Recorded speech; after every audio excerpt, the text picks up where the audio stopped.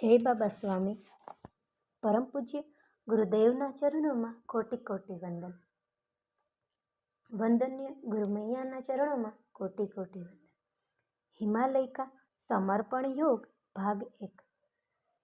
मैं कल से अकेला सफर कर रहा था, लेकिन पता नहीं कभी ऐसा नहीं लगा कि मैं अकेला हूँ.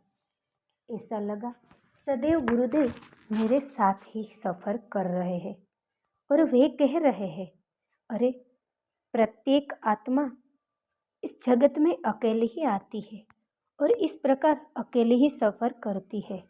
आत्मा सदैव अकेली ही सफर करती रहती है, वह कभी किसी के साथ नहीं होती है.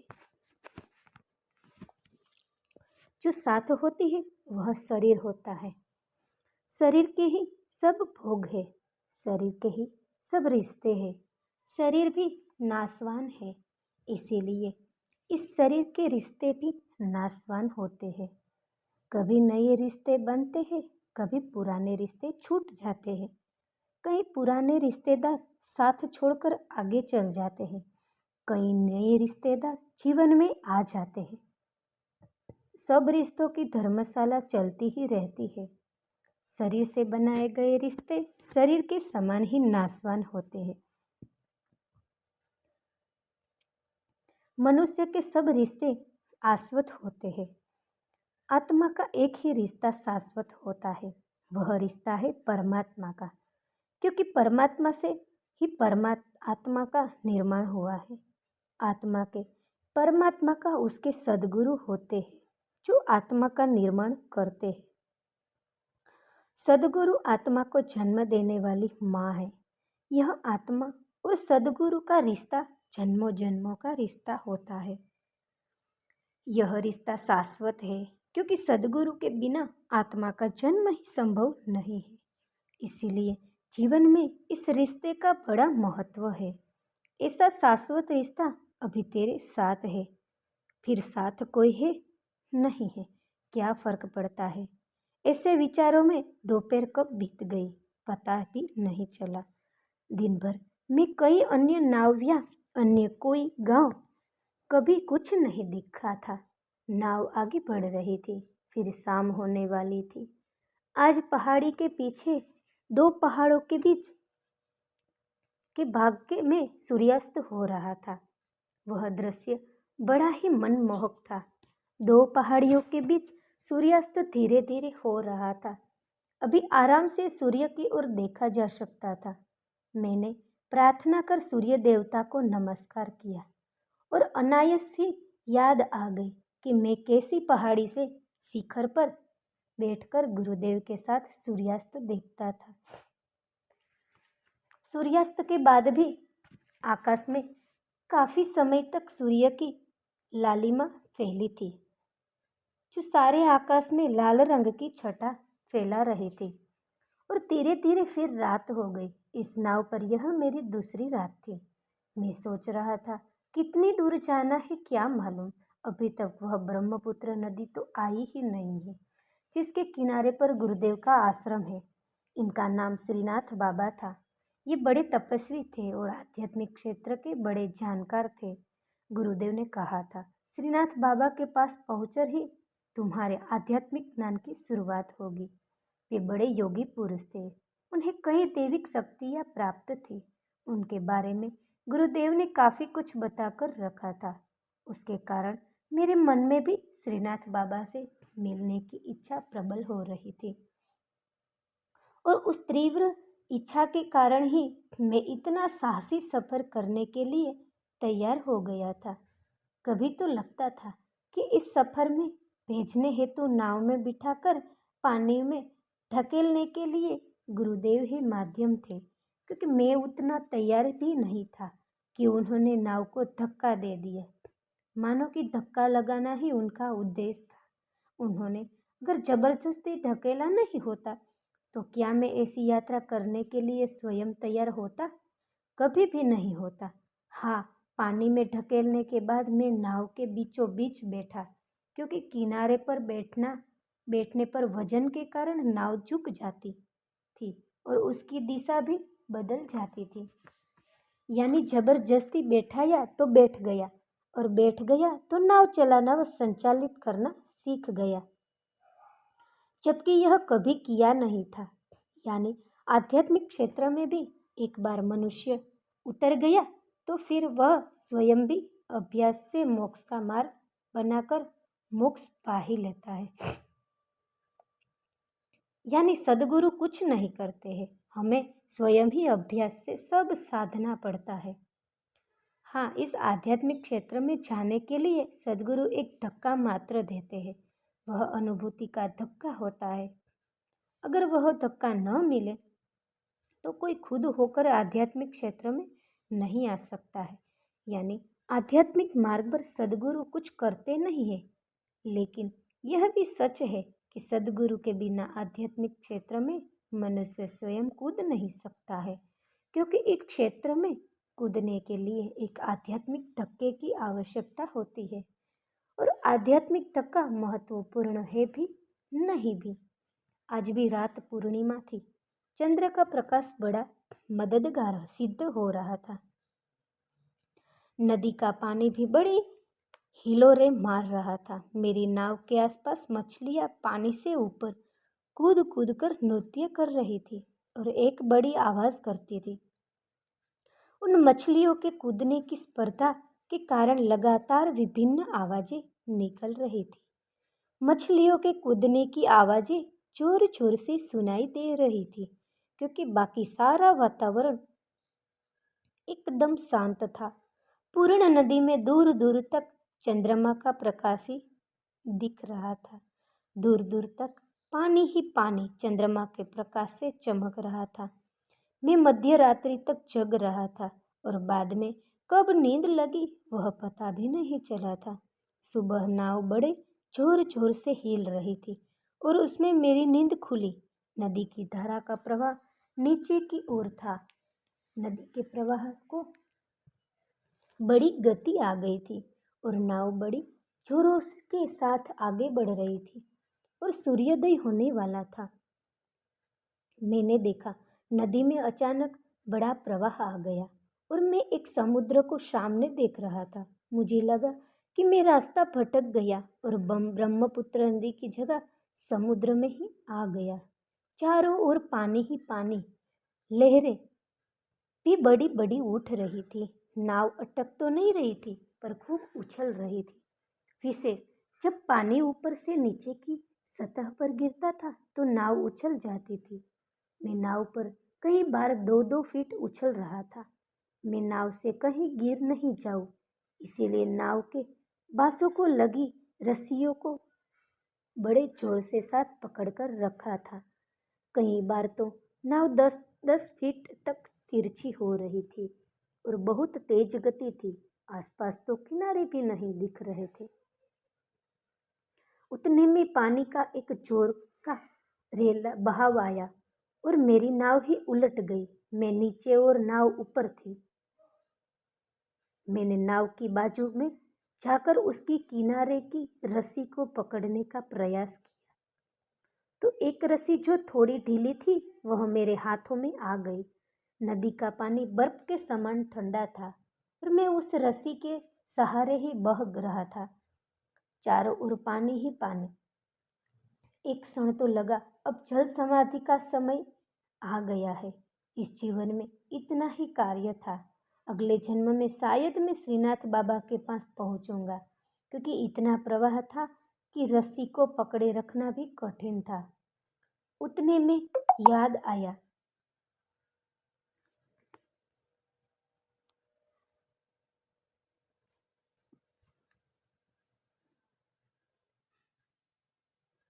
कि श्रीनाथ बाबा तेरे साथ सूक्ष्म रूप में है, वे ही रास्ता दिखाएंगे।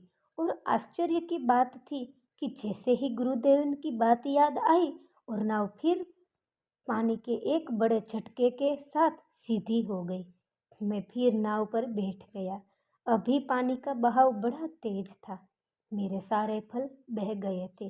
केवल मेरा झूला बांसों में फंसा होने के कारण रह गया था।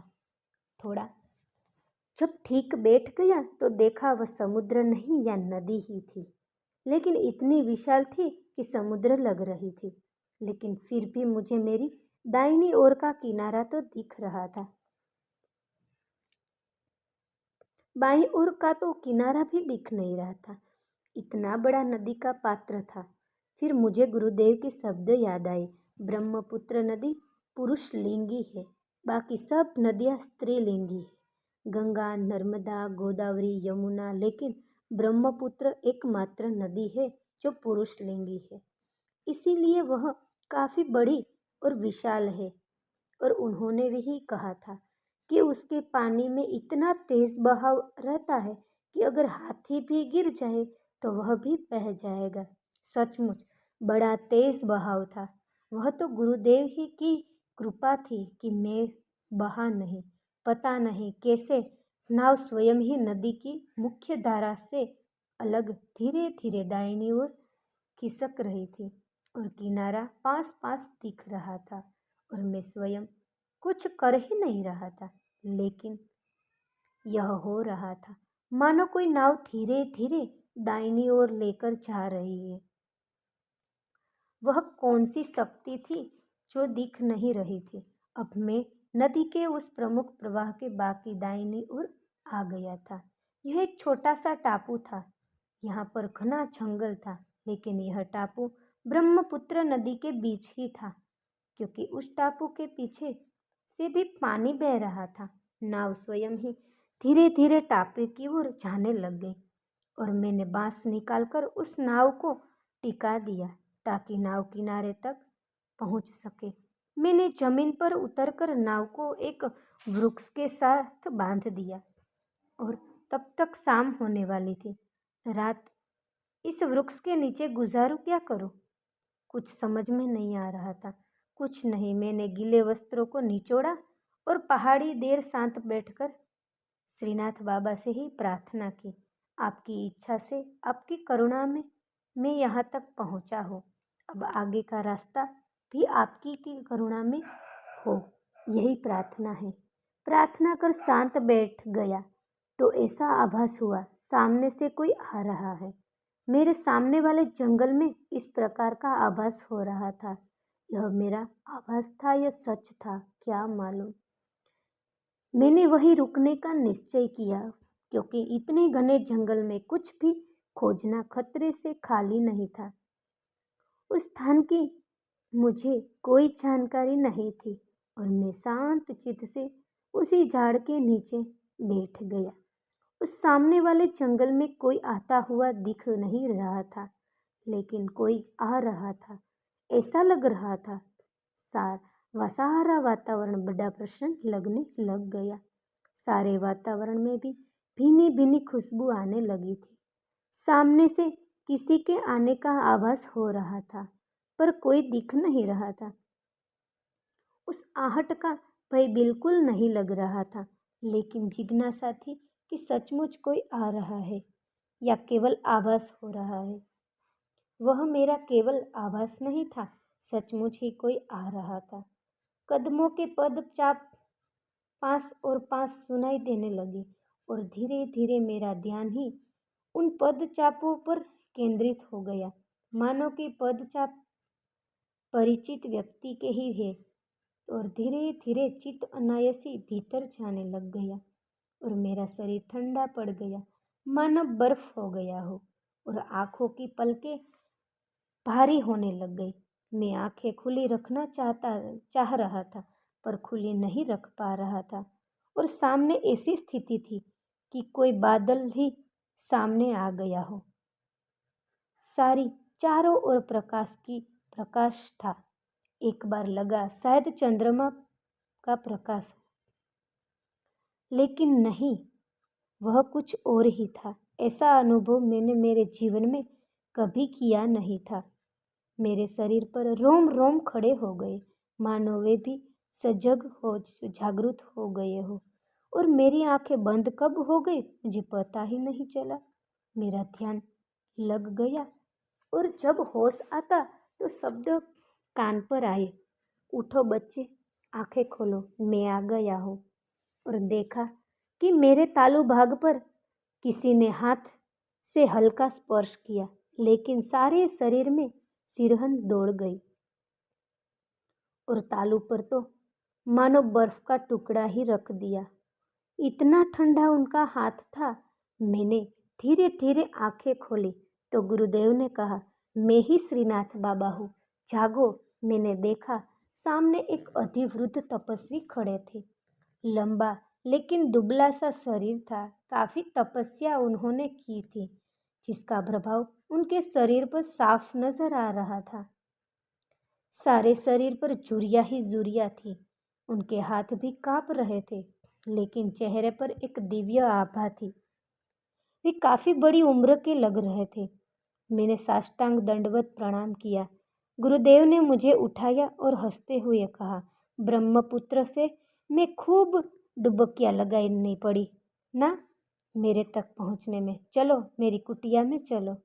मैं जान गया, यह चित्त शक्ति से जान गए थे मैंने कैसे यात्रा की थी। मैं उनके साथ ही हो लिया। बड़ी वीरान जगह थी। उनके साथ कितना चला कुछ मालूम नहीं, लेकिन अंधेरा होने से पहले हम उनकी कुटिया में पहुंच चुके थे।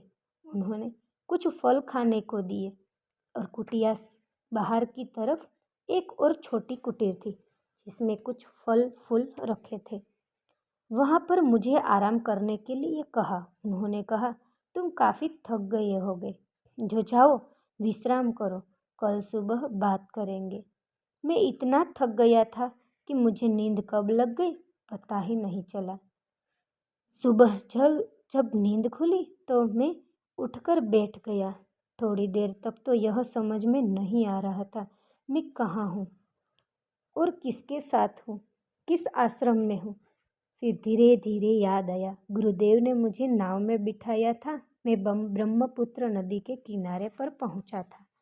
वहाँ श्रीनाथ बाबा मिले थे। वे मुझे उनकी कुटीर में लाए थे। हाँ, यानी मैं अब उनकी कुटीर में हूँ। थोड़ी देर बाद मैं कुटीर से बाहर आकर बैठ गया और आसपास देखा तो आसपास बड़ा घना जंगल था। थोड़ी ऊंची पहाड़ीनुमा जगह थी। आसपास सारा घना जंगल था। यह जगह ब्रह्मपुत्र नदी के बीचों बीच ही थी और इस टापू पर शायद गुरुदेव अकेले ही रहते थे, क्योंकि वहाँ और कोई दिख नहीं रहा था। थोड़ी देर बाद देखा तो गुरुदेव नदी से नहाकर आ रहे थे। मैंने उन्हें देखा और नमस्कार किया। उन्होंने कहा, जाओ स्नान करके आओ। मैंने मेरी लुंगी को देखा और रात भर में सूख गई थी। मेरा झोला भी सूख गया था और अन्य कपड़े भी रात भर में सूख गए थे। वह लुंगी ही मेरा टावल थी और वह लेकर मैं नदी में चल गया। नीचे नदी किनारा था जो अधिक गहरा नहीं था। उस स्थान के पास बहुत बड़े बड़े पत्थर थे। उससे नदी का प्रवाह थोड़ा धीमा होकर आ रहा था। मेरी नाव अभी भी बंधी हुई पड़ी थी। मैंने बड़े अपनेपन से नाव को देखा। वह सफर में मेरी साथी थी। बाद में ब्रह्मपुत्र नदी में स्नान किया।